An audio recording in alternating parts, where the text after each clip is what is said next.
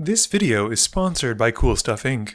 If you're looking for cards in the US, look no further as you can use the promo code MTGMUDSTA to get you 5% off anything on the site. Or if you're in Canada like me, you can use the same promo code at Multizone to get 10% off your orders of singles.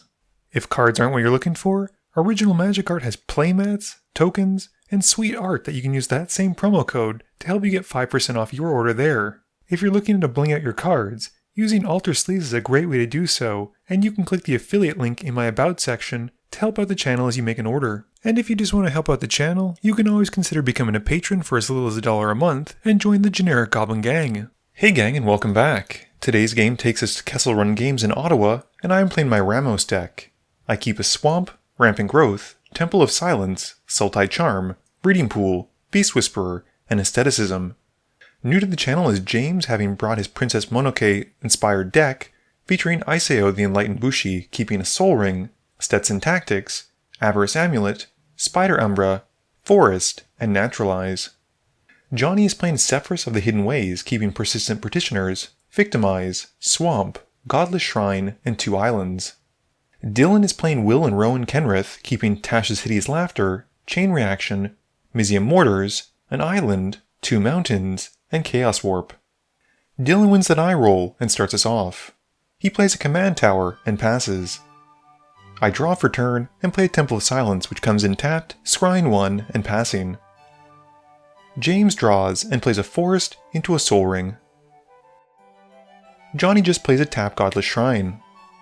Dylan draws and plays an Island. I play a Breeding Pool, shocking myself for 2, and then cast Rampant Growth and go and find an Island and pass.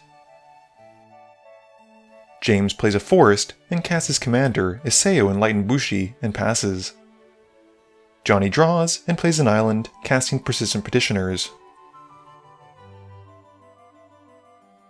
Dylan just plays a Mountain. I play a tap Blood Crypt, passing. James draws and casts Selvala Heart of the Wild. Moving to combat, he swings his commander at Dylan for 2, and with nothing else, passes. Johnny draws and plays a Swamp, and then casts his commander, Sefris of the Hidden Ways, and passes. Dylan plays an Island, and casts Mizium Mortars on Selvala.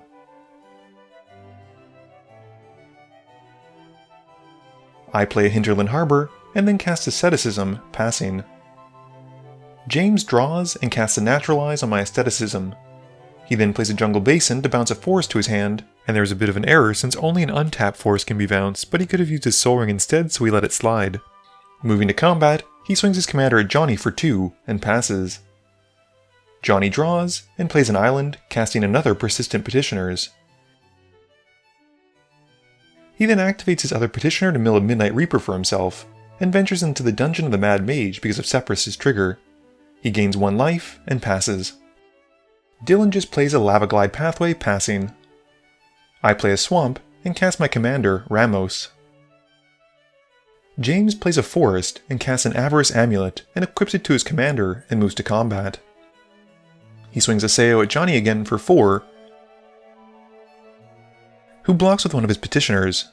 Before damage, Johnny casts Village Rites, sacrificing the Petitioner to venture deeper into the dungeon, which lets him scry 1, and then he draws 2 from the rights, and James passes.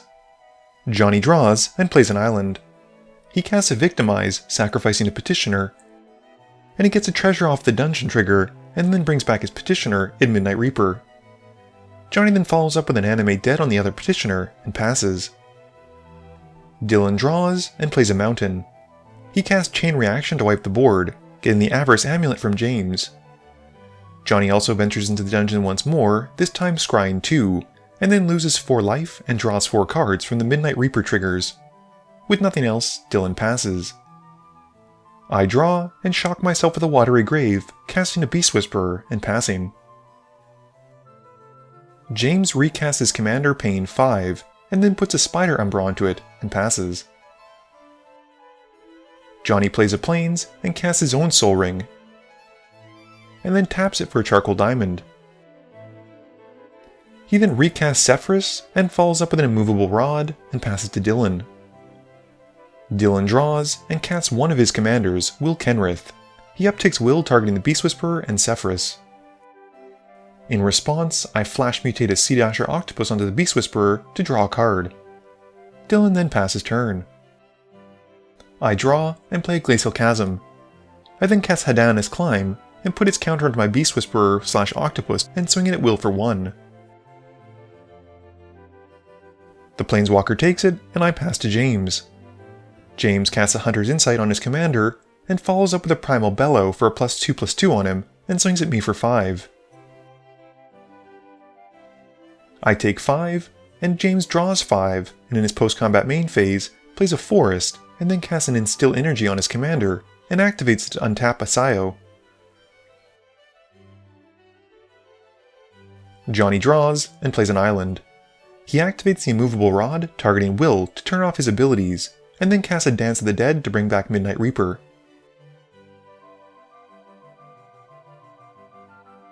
Dylan casts a Chaos Warp on the Immovable Rod, and Johnny responds, casting Dovin's Veto to counter it.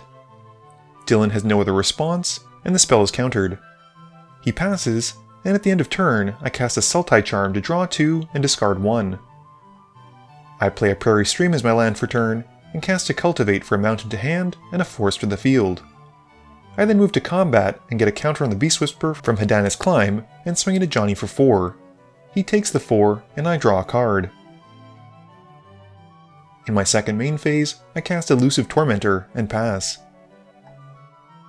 James draws and casts Explore to draw a card. He then casts a Drum Hunter and moves to combat, swinging at will for 3. Once his commander is connected, James then activates Instill Energy to untap his commander and passes turn. Johnny chooses to untap the Immovable Rod and ventures deeper into the dungeon, exiling his top 2 cards that he can play. He also opts to pay 1 colorless and 1 black to untap the Midnight Reaper and draws for turn. He plays a Swamp and then casts another Persistent Petitioners. He then moves to cast Triskelion, one of the cards that he'd exiled. Dylan responds by countering it with a Disdainful Stroke, and with nothing else, Johnny passes. Dylan draws and casts a Repeated Reverberation, and then downticks his commander to draw 2 and makes his instant, sorcery, and planeswalkers cost 4 less. He then casts a 2-mana Ralzeric, and upticks him to untap a land, and then casts a Rhystic Study. We then pass to Dylan's end step, and I transform the Elusive Tormentor by discarding a mountain. My turn has me drawing and casting Demand to search for a multicolored card, paying the 1 for the study. I tutor for a Vadrock to put to hand, and then cast Vivian, Monster's Advocate, letting Dylan draw a card from the study. Moving to combat, I put another counter onto the Beast Whisperer, and then flip to Climb, swinging the Beast Whisperer at Johnny. He chumps with the Midnight Reaper, and as it dies, ventures further, scrying 3, before losing a life and drawing a card from the Midnight Reaper trigger. I then uptick Vivian making a Beast token, and pass to James. James casts a Liege of the Tangle, and doesn't pay the 1, and moves to combat. He swings his commander at Ral for 3, and in his post-combat main phase, untaps Isao before drawing from the Dream Hunter at the end of turn. Johnny plays an Exotic Orchard for turn, and casts another Petitioner, not paying the 1, which has Dylan drawing a card. He then activates one of them to mill himself for 1, and hits Lightning Greaves. With nothing else, he passes to Dylan. Dylan draws and casts a Gilded Lotus. He floats 3, and then untaps a Lotus with Ral, and then plays a Terramorphic Expanse, sacrificing it to find an island.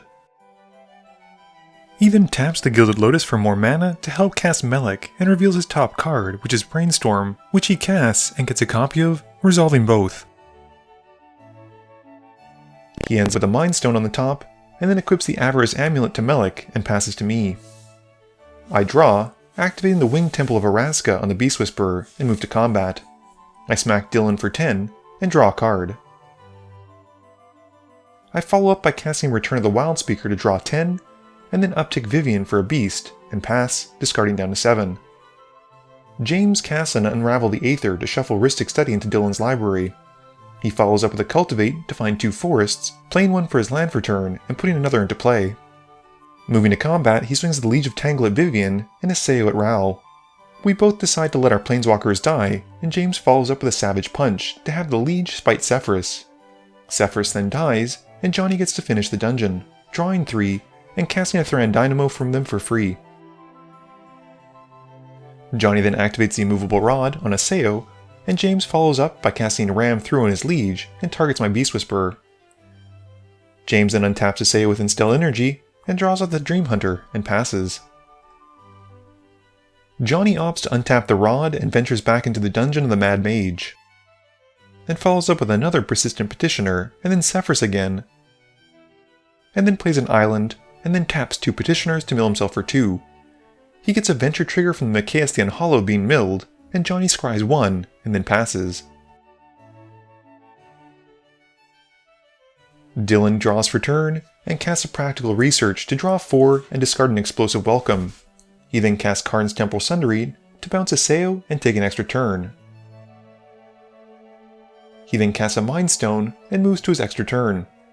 On his next upkeep, Johnny activates the immovable rod on Melik before he draws. Dylan then casts a 1000-Year Storm and overloads a Vandal Blast. Melik gets back online as a result and reveals an Aether Spout on top, and Dylan then follows up the Primal Amulet and passes to me. I play a Mount in my main phase and mutate Vadrok onto the Insidious Mist, casting Cultivate from my graveyard.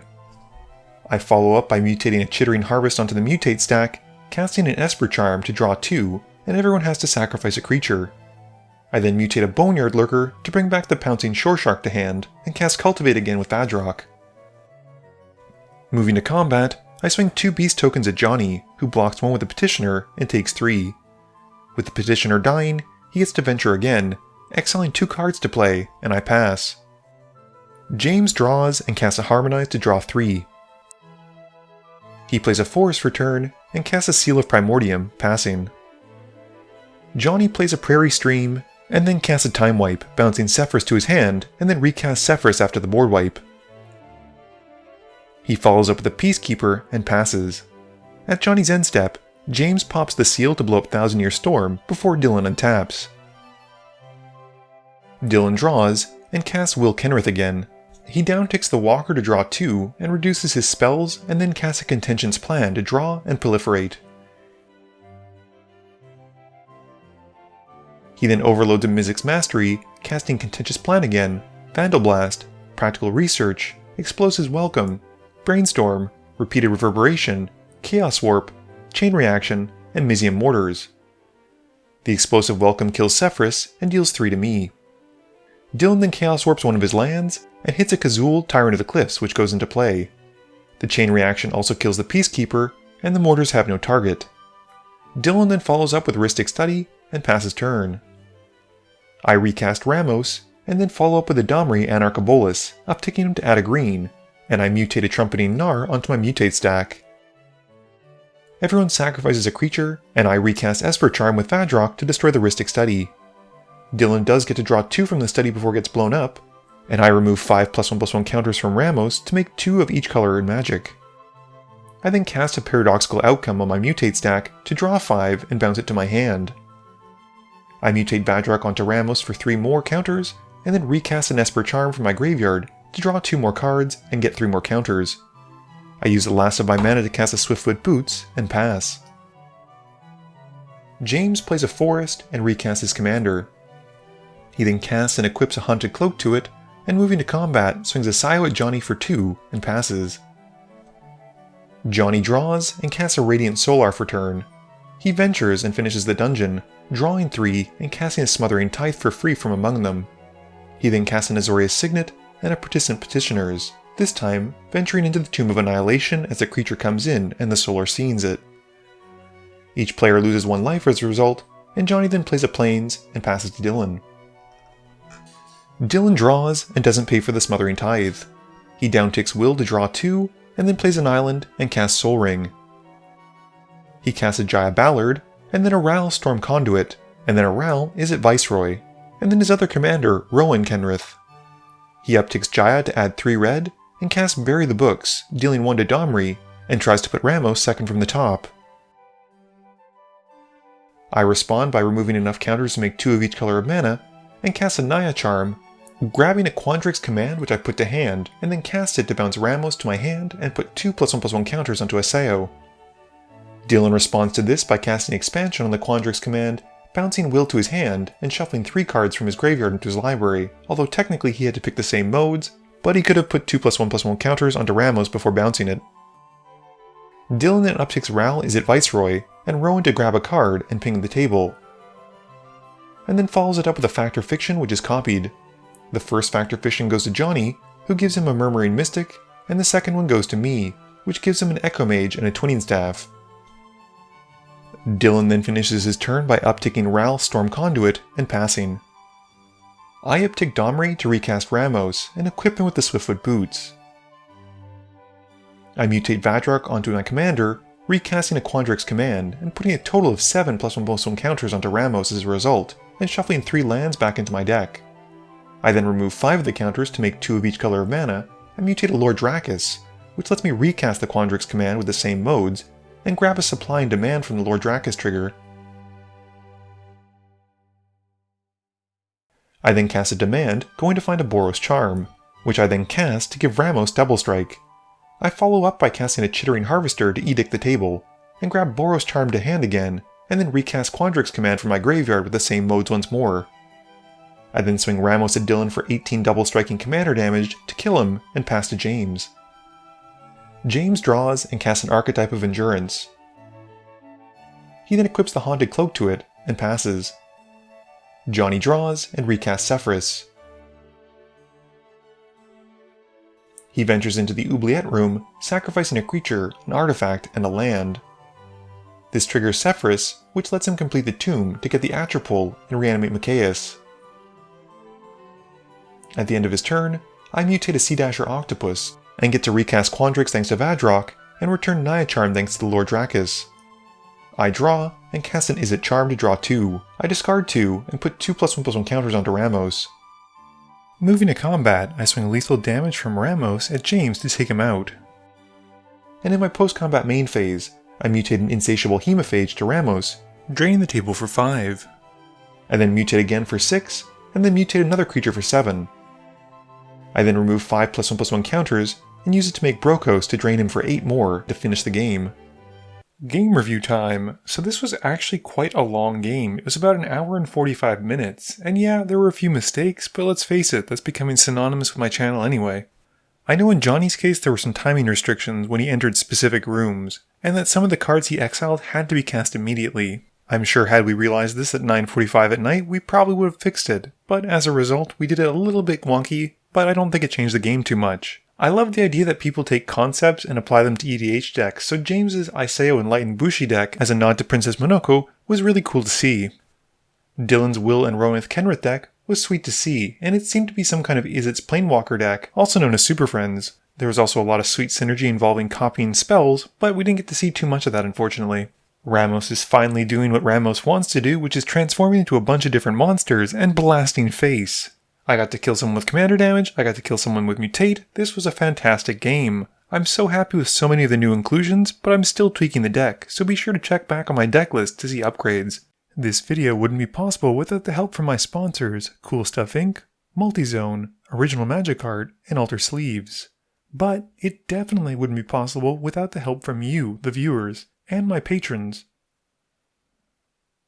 So I just want to say thank you for watching, and to remember, friends are just opponents you haven't eliminated yet.